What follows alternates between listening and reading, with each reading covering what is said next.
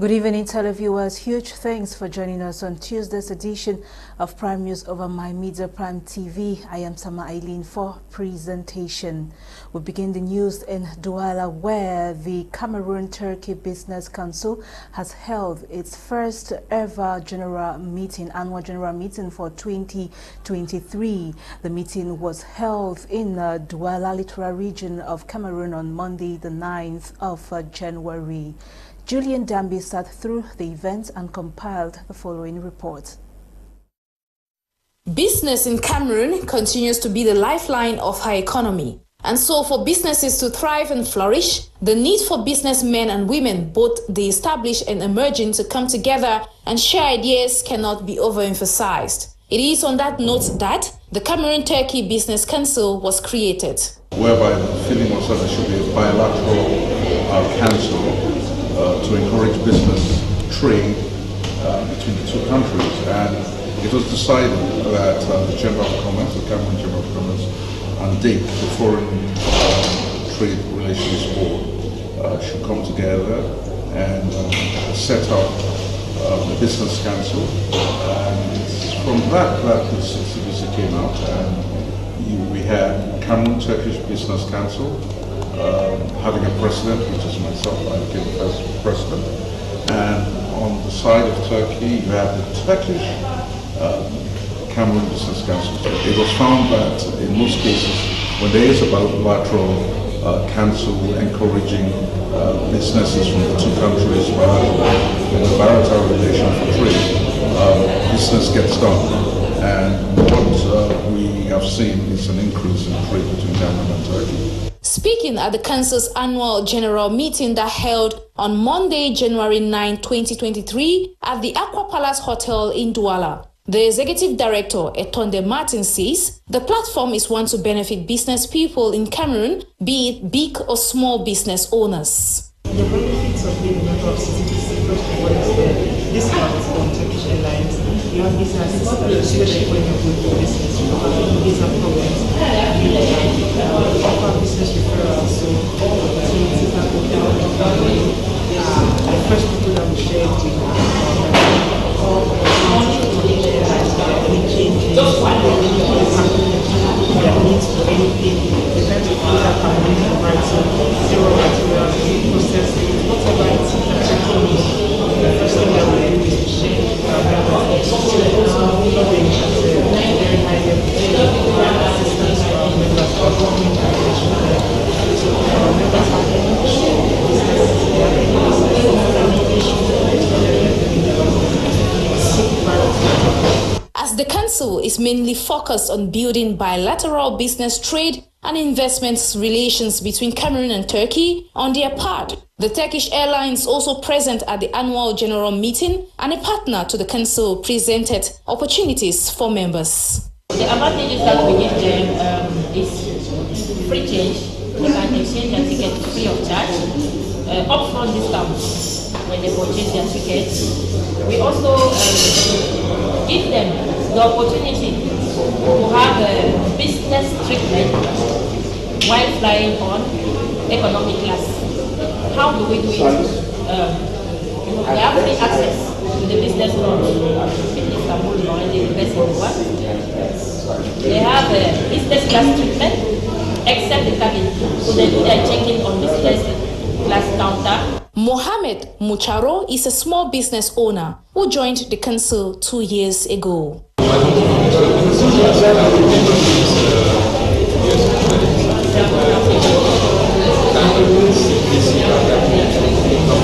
The AGM ended with renewed commitment by CTBT management to keep bringing to its members the best of opportunities there is in Turkey and other parts of the world. Elements of the military corps under the Limbe garrison have been cautioned to stay away from drug consumption, as there will be no mercy on those who fall victim to consuming illegal drugs. The call was made by the commander of the Limbe naval base during a dinner party organized to mark the end of a successful year. Kuma Honore reports. It is the end-of-year dinner for the military garrison in Limbe, commonly known in French as Repas de Corps. Going by Capitaine de Vaisseau, Colonel Eileen Marcel, the purpose of this gathering is to thank the head of state through the Minister of Defense for the achievements of the previous year while looking forward for a successful new year. Addressing the military corps under his command, the commander of the Limbe Naval Base, Colonel Eileen Marcel, who doubles as the commander of the Limbe Garrison, esteemed words of gratitude to the Minister of Defense, Betty Asomo, for the support given to the military in the just ended fiscal year and called on him to continue same in the ongoing year. He used the occasion to announce to the public the recommencement of the all-military games and called on his colleagues and elements under his commands to get ready for these highly competitive games which will be launched in the months ahead. Colonel Eileen Marcel was very bitter when he sounded a warning of zero tolerance to those military who are highly addicted in drug consumption. He added that the Minister of Defense has given firm instructions to the military hierarchy to punish any military involved in illicit drug consumption. It is worth mentioning that the Ministry of Defense has as mission for the current year to rebuild and regain the trust of the population, especially those of the crisis-stricken regions of the Northwest and Southwest region, by coming closer to the population and reassuring them of the mission of the military, which is to defend the integrity of the state and to protect human lives as well as properties. En renforçant le slogan Armée Nation. Il est donc hors de question, je dis bien hors de question, d'aller plutôt apeurer cette population par, je dis bien apeurer cette population par des captations, par les mots, par tout ce qui est vice. Nous devons plutôt aller vers cette population pour qu'elle nous accepte, qu'elle sache que nous sommes ensemble, qu'elle nous donne les renseignements possibles. Nous allons également mener une lutte acharnée dans nos rangs contre tous ceux qui consomment les stupéfiants. Ça sera une lutte sans merci pour cette année 2023. The event equally witnessed the showering of epaulettes of some military officers who were recently promoted on the 1st of January to their new ranks. The celebrations was graced with the presence of senior administrative officials in Limbe, with the senior divisional officer for FACO represented by his first assistant alongside the divisional officers for Limbe 1, 2 and 3 subdivisions. Now, wild flames have ravaged a huge portion of the touristic complex belonging to Cameroon's Minister of Higher Education, Jacques Famundongo, located in Kolandom in Ebolowa, South region of Cameroon. Meanwhile, another inferno destroys a market in Sabongari, Donga Mantung division of the Northwest region. Details right ahead.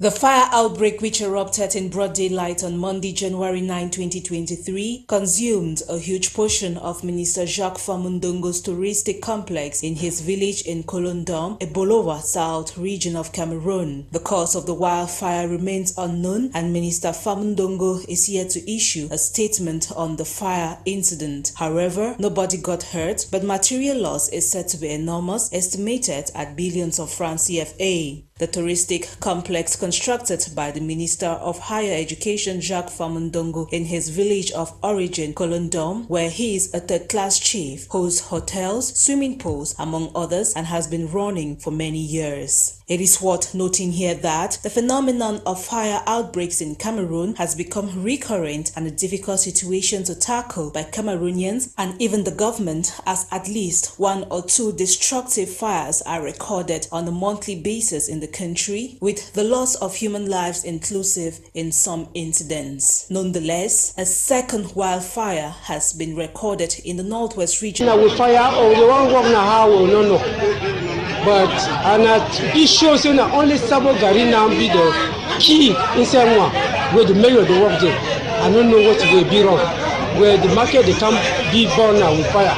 Where workers in there where the future clear this market. And for them where Thus, the first call has been made to the government in 2023 to help prevent such avoidable, high cost and reckless activities slowing down community development. On to cultural news. Bafo youths have showcased their culture in Kumba, Meme division of the southwest region of Cameroon. This was during an event to present the Malay dance across the city of Kumba on Sunday, 8th January 2023. Tamfu Sidwan reports from Kumba.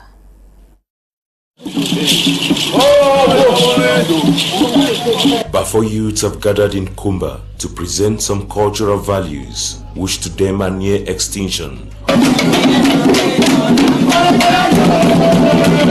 On Sunday, they exhibited the rich culture through the Malay dance, which they say is the topmost cult in the Bafo land. Yes, the Bafo youths are celebrating their culture that is almost losing its value, and that is why you saw the youth during the 1st of January. They used to celebrate their Okokoriko, which is commonly we used to when we were kids play. But now we have decided to valorize our culture by bringing all the facets of the Bafo culture. In fact, this is the highest cult of the Bafo culture. That speaks for the people. The cultural manifestation came as a means to celebrate 2023, but as previously planned, they could not carry on the activity on the 31st of December 2022 since they never wanted controversies following the speech of the President of the Republic. We were supposed to do a celebration on the same day. The President had his speech. But when Papa will get country, the President will have a guest speech, so we will not be contradict. So we wait me on the pass. So today, the youth, the gather say no, we get to display some culture for CC, no, make the end of year. Kumba-based journalist and member of the Malay dance says the dance speaks for the Bafo people, especially during significant celebrations within the Bafo communities. If a chief is to be installed, this is the juju that installs the chief. And a lot of things, if havoc is happening in a village, this is the juju that brings sanity in the village. So a lot is about this we are doing now.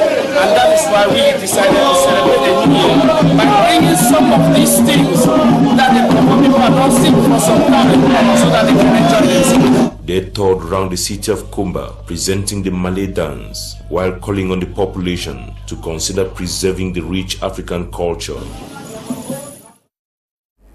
Onto this sad one, a Cameroonian lady who is based in Paris is said to have been found dead with swollen legs in her apartment in Douala, littoral region of Cameroon on Monday, January 9, 2023, while visiting Cameroon. Many have attributed her sudden death to poisoning, although findings are ongoing to ascertain that. Catherine Ekongwe recounts. A Paris-based Cameroonian restaurant owner by name Celine has been found dead in her apartment in Douala, the littoral region of Cameroon. The victim was said to have been on a visit to the country when the unfortunate incident happened. Reports have it that she was found dead in her apartment with swollen feet on Monday, January 9, 2023. Eyewitness accounts say she was spotted in a snack bar making merry with friends on the eve of her demise.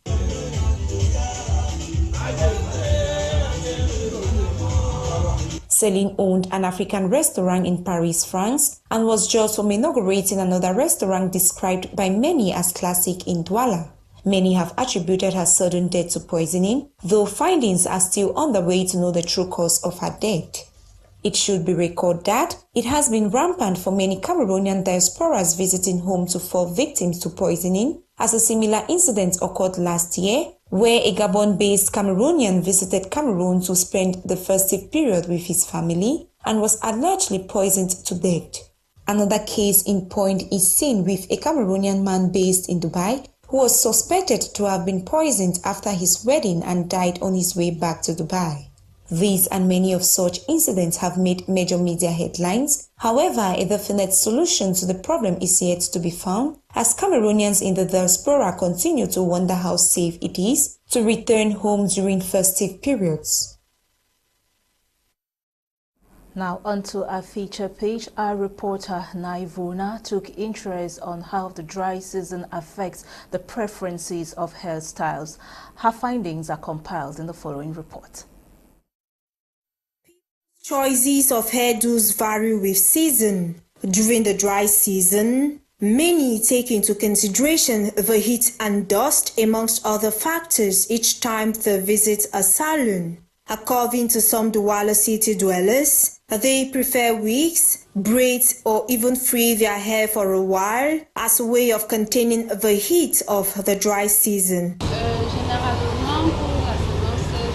Generally, during the dry season, I prefer Rasta so I can style differently in different days. Although you see me with a wig on, I'll obviously go in for my preference when I'm chanced.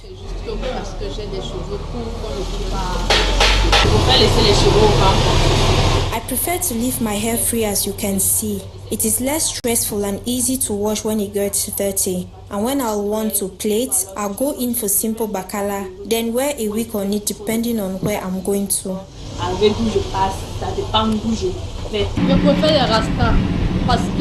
I prefer Rasta because it's economical. It can last for a month or two.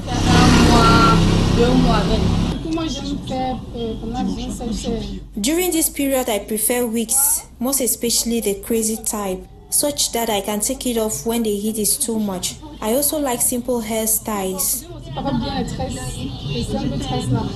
Though many seem to prefer wigs during this season, others share a contrary view. Oftentimes, wigs produce a lot of heat. At times, they stink as well, which I don't admire. According to some hairstylists in the city of Douala, the season has subjected both men and women to simple hairdos. During the dry season, most women prefer wigs, braids, and other hairstyles. Basically, they go in for hairstyles that will let the scalp breathe, because many people who go in for grave or thick braids complain of the heat, which makes them uncomfortable. Some women even prefer to shave in order to be free from the stress of plaiting.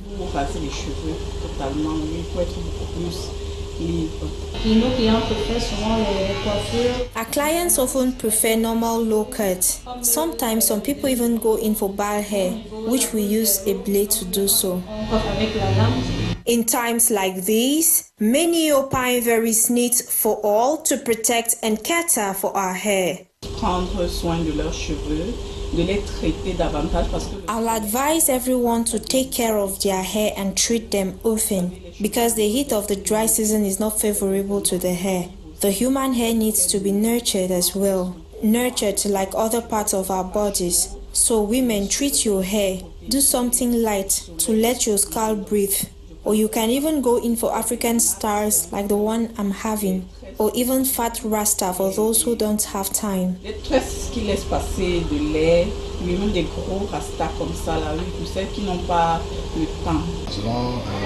I'll advise normal low cut because it's preferable in the dry season.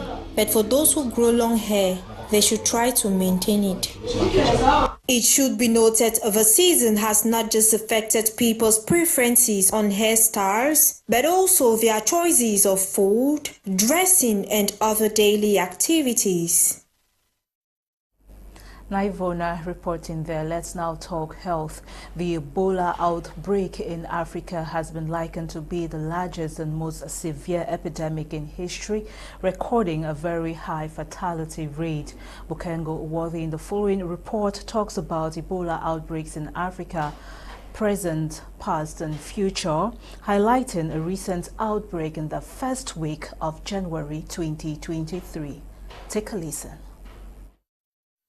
Being a rare yet severe and often fatal viral disease affecting humans, borne by other primates such as bats, baboons, monkeys, as well as dead animals, the first cases of the Ebola virus disease was detected in Sudan and the Democratic Republic of Congo, formerly known as Zaire, in the mid-1976, followed by other Ebola outbreaks in other African countries in recent years such as Liberia, Senegal, Gabon, Guinea, Sierra Leone, Republic of Congo, Uganda, Nigeria, and more. The disease has taken the lives of more than 11,000 people, especially between the years of 2014 and 2016, accounting for a varied fatality rate of 25 to 90% before it was declared eradicated in June of 2016 by the Centers for Disease Control and Prevention, the World Health Organization, together with the UNICEF. However, according to recent data from the World Health Organization, as of January 3, 2023, Uganda has recorded 142 confirmed cases of the Ebola virus disease and 55 deaths, a number that is said to be on the rise as the disease is spreading and proving very difficult to deal with than in other epidemics. Bearing the Zaire strain with no vaccine available, experts say the disease is spread by direct contact with infected person through blood and bodily fluids such as urine, breast milk, semen, sweat, vomit, watery stool, and possesses symptoms such as coughing up blood, mental confusion, loss of appetite, sore throat, headache, fatigue, fever, chills, vomiting blood, dehydration, abdominal pain, chest, joint and muscle weakness, which are not to be ignored or treated lightly. Worth noting is the fact that the Ebola virus disease is not contagious until sufferers start portraying signs and symptoms, which usually starts between 2 to 21 days for normal cases and 5 to 9 days in severe cases. Nonetheless, avoiding direct contact with infected person, practicing proper and regular hand hygiene, eat well-cooked and prepared food, while avoiding bats, monkeys, and dead animals, together with visiting the health center or hospital as soon as one notices any of its signs and symptoms, are ways to help reduce spread and curb prevalence, mortality, as well as morbidity. Thank you, Bokengo Worthy, for that report. On to the sports brief. The Intermediate Lions of Cameroon have ended their pre-CHAN friendlies on a good footing after defeating Sudan 2-0 yesterday.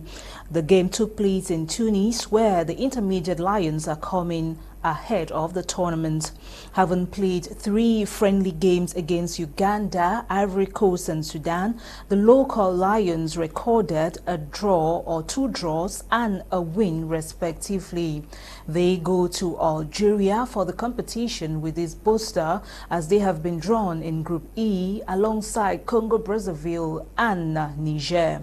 Cameroon's campaign to win the CHAN trophy begins on Monday, January 16th against Congo. On to other news story relatively. The 2022 African Nations Championship in Algeria is set to begin this Friday, January 13, 2023 in 4 stadia in the host nation. Magdala Eyong-Bisong now gives us an insight of Team Mauritania and Sudan. Take a listen. Mauritania will be making her 3rd appearance at the African Nations Championship and will be hoping that the Algerian expedition is more joyous than that of 2014 and 2018 editions where they participated at. Mauritania was exempted from the first round of the preliminary round of qualifiers of the 2022 African Nations Championship, but then joined in the second round. The team beat Guinea-Bissau 1-0 home and away in the final match to book a ticket to Algeria. Having made their debut in 2014 under French coach Patrice Neuville, the team failed to win any of their group stage matches and was then eliminated from the group stage. Mauritania failed to qualify for the 2016 edition, but righted their wrongs and qualified for the 2018 edition in Morocco. Like their first appearance 2 years before the 2018 edition, Mauritania failed once more to escape the group stage of the competition. They have been drawn in Group D and will begin its CHAN expedition with a tough test against Angola on January 20 at the Miloud Haddafi Stadium, Oran. The side will then take on Mali at the same venue on January 24. They are one of the teams that have been paired in a group of 3, and the man to lead Mauritania to Algeria is coach Ami Abdou, a 50-year-old former coach of Comoros. In the same light, results specialist Sudan will return to the African Nations Championship this January in Algeria. This time around, they toppled Djibouti to reach the finals. The journey to Algeria took them to Morocco for the first leg of the second round of the qualifiers. During the game in Rabat, they punished Djibouti and picked up a ticket to Algeria for the finals of the CHAN. Marking their return to the competition they lastly featured at back in 2018. They picked up a ticket as one of the CESAFA representatives at the event. This 7th edition of the tournament will mark Sudan's 3rd appearance. They made their competition's debut on home soil in 2011 and did not disappoint by topping a Group A that had Gabon, Algeria, and Uganda. Finishing the group stages unbeaten with 7 points. In the end, the hosts reached the semi-final. Unfortunately, they lost to Angola on post-match penalties but ended on a high by defeating Algeria 1-0 to claim the bronze medal. Unfortunately, it took up to 7 years for Sudan to return to the tournament. In 2011, they picked up 7 points from 3 group matches, but this time around they finished second in the group behind host nation Morocco, Group D, alongside Ghana, Madagascar, and defending champions Morocco. They begin their campaign against Morocco on January 15, then face Ghana on January 9 and wrap up the group game against Madagascar 4 days later. Buhantia is the man to guide Sudan to Algeria for the CHAN. That was the package we had for you today on Prime News, compiled by Editor-in-Chief Faith Tata and produced by Akeba Desmond. I have been Sama Eileen for presentation, thanking you all immensely for your keen and kind attention. But do stay tuned to more interesting programs coming up tonight on My Media Prime Television. Up next is Prime Hour with Kum Leonard and his panelists. God bless you until tomorrow. Bye.